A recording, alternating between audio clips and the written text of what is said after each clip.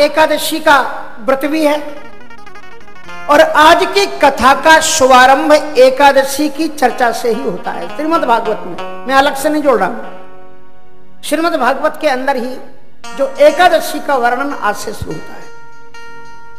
एकादश्याम निराहारः समभ्यर्च्य जनार्दनम् स्नातुं नन्दस्तु कालिन्द्या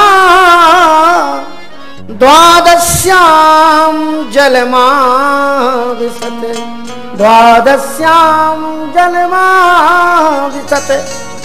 नंद बाबा जो ठाकुर जी के पिताजी हैं, ठाकुर जी मानी भगवान कृष्ण जी के, नहीं आज के दिमाग में आपको कुछ और बैठ गया हो ठाकुर का अर्थ, तो ठाकुर मानी नंदनंदन भगवान वृंदावन बिहारी लाल। तो एकादश्याम निराहार, नंद बाबा ने निराहार व्रत किया एकादशी का। और व्रत करे तो क्या करे, बोले समभ्यर्च्य जनार्दन। जनार्दन भगवान श्री कृष्ण की परात्पर पुरुष परमात्मा की उन्होंने पूजन किया। स्नातुं नंदस्तु कालिन्द्याम द्वादश्याम जलमाविशत्। द्वादशी तिथि में एकादशी व्रत का पारण करने के निमित्त जमुना जी में उन्होंने प्रवेश किया। ऐसा कहते हैं कि अभी ब्रह्म मुहूर्त का शुभारंभ हुआ नहीं था। नदियों को, वृक्षों को, सत्पुरुषों को रात्रि के समय उन्हें टच नहीं करना चाहिए, उन्हें छेड़ना नहीं चाहिए, दोष लगता है। नदियों में भी नहीं जाना चाहिए। इसलिए जो ही उन्होंने ब्रह्म मुहूर्त के पहले जमुना जी में प्रवेश किया तो वरुण लोक के जो लोग थे उन्होंने सोचा नंद बाबा ने गलती की है, इसलिए उनको अरेस्ट कर लिया गया। नंद बाबा को पकड़ लिया गया। जल के अंदर अंदर ही वरुण लोक के गण लोग उन्हें पकड़ करके सीधे वरुण लोक ले गए। अब जो नंद बाबा के साथ में गए हुए लोग थे तट पर खड़े थे, नंद बाबा ने कपड़े उतारे थे, जमुना जी में डुबकी लगाई तो फिर वो निकले नहीं। साथ में आए हुए लोग घबरा गए, दौड़े दौड़े नंदनंदन श्याम सुंदर के आए पास आए कि आज अनर्थ हो गया। बोले क्या हुआ? बोले नंद बाबा जमुना जी में डूब गए। भगवान कृष्ण जी अत्यंत आतुरता के साथ आए और जमुना नदी के अंदर में उन्होंने छलांग लगा दी और अंदर ही अंदर जाकर के सीधे वर्णलोक पहुंच गए। सर्वांतरयामी भगवान है, कर्तुम अकर्तुम अन्यथा कर्तुम एष समर्थ। सीधे पहुंच गए। वरुण जी महाराज ने देखा कि हमारे गण नंद बाबा को पकड़ करके ले आए हैं।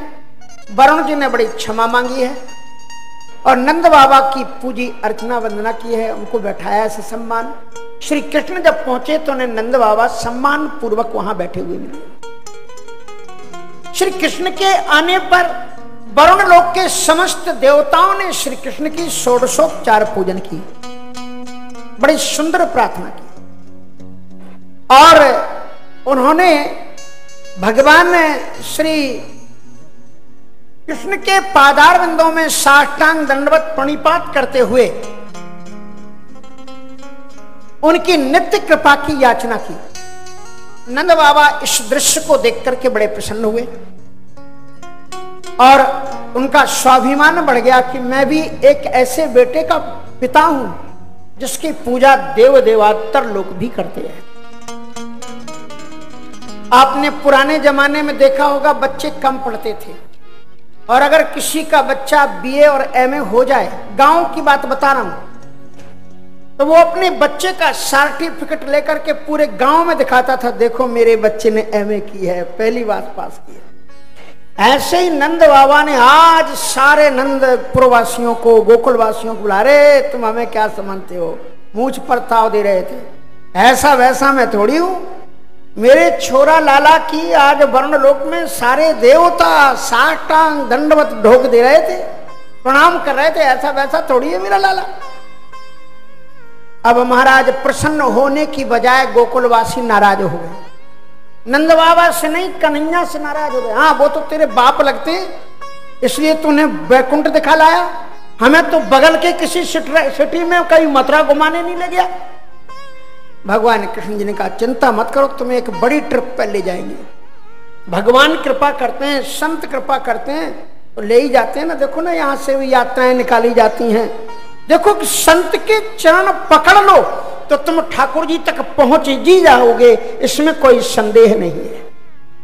अब जिन लोगों ने बाबा बालाजी महाराज के चरणों को पकड़ लिया फिर भी अगर वृंदावन नहीं पहुंचे तो फिर समझो थोड़ी अपनी कोई कमी होगी।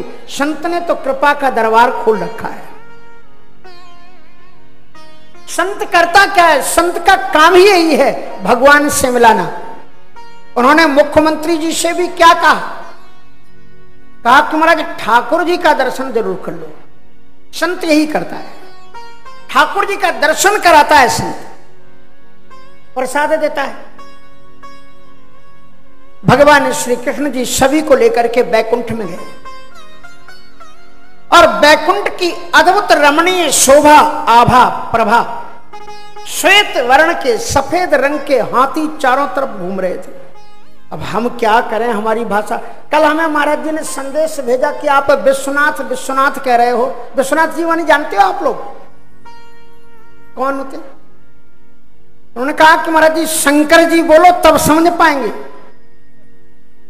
मुझे लगता है आप समझ ही लेते होंगे, न्यूज सुनते हो, फिल्में सब समझ जाते हो। अगर आप फिल्में हिंदी की समझ में आ जाती। एक बार मैं गया साउथ इंडिया, दक्षिण भारत, 35 कंट्रियों में मैं जाता ही हूं। वहां महाराज जो हिंदी तो कहते थे हम नहीं जानते, लेकिन जिस दिन हिंदी की मूवी उन्हें थिएटर में दिखाई गई, बैठने को एक जगह नहीं थी। फिल्म समझ में आ जाती है हिंदी की। जिससे लगन होती है वो चीज समझ में आ ही जाएगी। लगन भगवान से लगाओ, कथा में लगाओ, व्यक्ति से नहीं। व्यक्ति कोई भी हो, आप कथा तो भगवान की सुन रहे हो ना। भगवान से प्रेम करो। इसलिए तो मैं आपको ये बता रहा था कि श्वेत वर्ण, श्वेत मानी सफेद रंग के हाथी चारों तरफ घूम रहे थे। मणि माणिक से जड़े हुए पहाड़ चमचमा रहे थे। अब क्या करें, उस समय ब्रजवासियों के पास वो तो था नहीं, वो मोबाइल नहीं, तो ऐसे ऐसे घूमते उसको लेकर के ऐसे ऐसे। अब देख रहे थे ऐसे, सेल्फी अल्फी कुछ ले नहीं पा रहे थे क्योंकि मोबाइल थे नहीं उनके पास। चारों तरफ बैकुंठ का अद्भुत दर्शन किया। इस बीच में देखा कन्हैया नहीं दिखाई पड़ रहा है, तो पूछा भैया ये कन्हैया कहां गया? अरे बोले वो वेश बदल करके वो बैठा है देखो। भगवान दिव्यतम सिंहासन में सशंख चक्रम सकिरीट कुंडलम शंख चक्र गदा पद्म धारण करके बैठे हुए। अरे कहा मेरे कन्हैया के चार चार हाथ कैसे हुए? मुकुट तो देखो कितना सुंदर चमचमा रहा है, लेकिन वो मोर पंख कहां गया? वो बांसुरी नहीं दिख रही है। वो सब दौड़े, उस तरफ बढ़े कन्हैया की ओर। द्वारपालों ने जय विजय ने बेट्रेन चांस खिलाईता मत दरिहना तो रोक दिया। कहां चले जा रहे हो? कहां चले जा रहे हो? मेरा गोविंद है, मेरा गोपाल है, मेरा सखा है, मेरा छोरा है, मेरा परिवार का है, और तुम रोकते हो? नहीं नहीं, ये भगवान नारायण है, ये भगवान विष्णु है। शांताकारम भुजगशयनम पद्मनाभम सुरेशम विश्वाधारम गगन सदृशम मेघवर्णम शुभांगम। दिव्यतम उनकी स्तुति हो रही है। तो कहा तो क्या हुआ, ये हमसे मिल नहीं सकता? बोले नहीं नहीं, ये तो भगवान है, भगवान के पास दूर से ही दर्शन करो। तब ब्रजवासियों ने एक नारा लगाया, बोले अभी हम बताते तुम्हें एक भगवान है कि क्या है। आए कन्हैया, ए नंद के छोरा। बोले हाँ क्या बात है? कहा चल, हमें नहीं देखना तेरा बैकुंठ। ऐसा बैकुंठ काय काम का जिसमें हम तेरे से दूर हो जाएं? भगवान के भक्त लोग वो बैकुंठ भी छोड़ देते हैं जिसमें भगवान से दूरी हो जाए, जो भगवान के सन्निकट ला दे, वही तीर्थ है, वही पावन जगह है।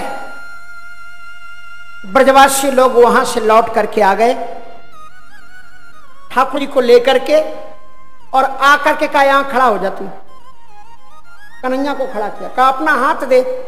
कन्हैया ने ऐसे हाथ बढ़ा दिया, कहा मेरे हाथ पर हाथ रख। बोले रख लिया। कहा अब सौगंध खा। बोले किसकी सौगंध? बोले नंद बाबा की सौगंध खा। काहे की सौगंध? बताओ तो। बोले पहले तू सौगंध खा। बोले बता। कहा कि आज आप प्रतिज्ञा करो कि वृंदावनम परित्यज्य पादमेकम न गच्छति। श्रीमद वृंदावन धाम को छोड़ करके एक कदम भी आप कहीं नहीं जाओगे, ना बैकुंठ जाओगे, ना गोलोक को जाओगे। इसलिए धन्यम वृंदावनम तेन भक्तिर नृत्यति सर्वदा। देखिए भागवत में जितनी कथाएं हैं, उन महत्वपूर्ण जितनी कथाएं हैं, उनके प्रारंभ में एक प्रश्न पूछा है श्री परीक्षित ने, लेकिन यहां अब एक ऐसी कथा शुरू होती है जिसमें उन्होंने प्रश्न नहीं पूछा है, सुखदेव जी ने खुद अपना दिल उड़ेल करके रख दिया है। और यहां से भागवत की सर्वाधिक सबसे ज्यादा महत्वपूर्ण कथा शुरू होती है। महाराज 5 अध्याय में है। हम लोग तो चाहे तो 7 दिन क्या 1 महीने तक इसी पर कथा चलती चले।